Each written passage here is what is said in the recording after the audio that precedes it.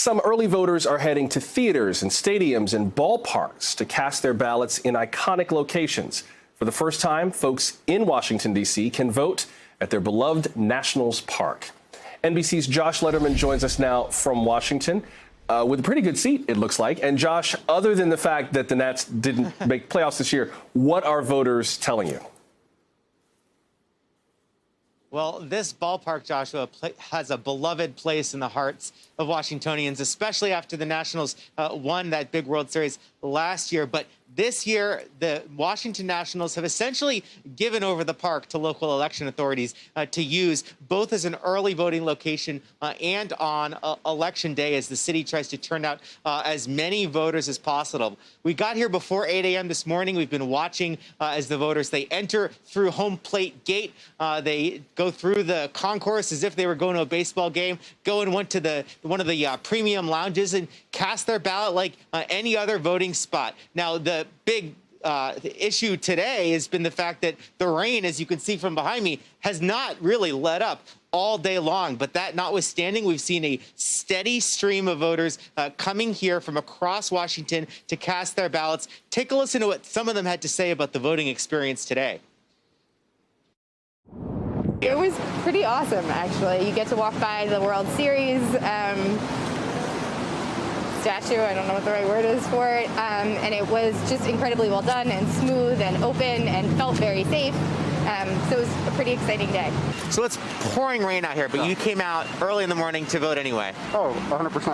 I've been waiting to vote for 4 years, so, you know, rain, sleet, snow, whatever, it didn't matter. I was going to be out here.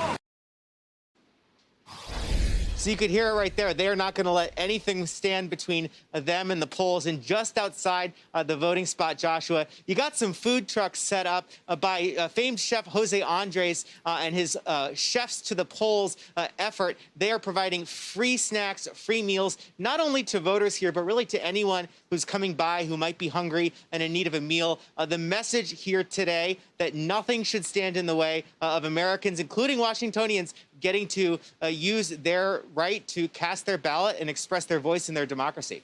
It's so interesting how many of these super centers have come up. We've seen voters turn out in Los Angeles at the home of the Lakers. Tomorrow, starting tomorrow, Dodgers fans can cast ballots at the home of the World Series champions, much to the dismay of Nats fans, I'm sure. Does it seem like this is actually prompting more people to show up? I mean, it's a bit of a gimmick, but it's a cool gimmick, and as long as it works, I guess it's okay, right?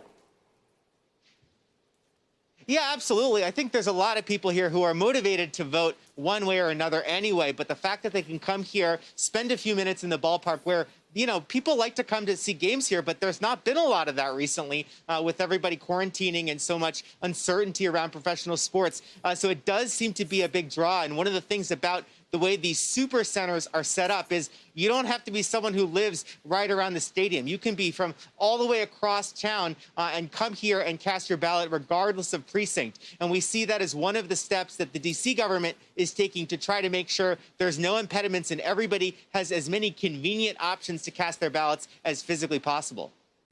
Hey, NBC News viewers, thanks for checking out our YouTube channel. Subscribe by clicking on that button down here and click on any of the videos over here to watch the latest interviews, show highlights, and digital exclusives. Thanks for watching.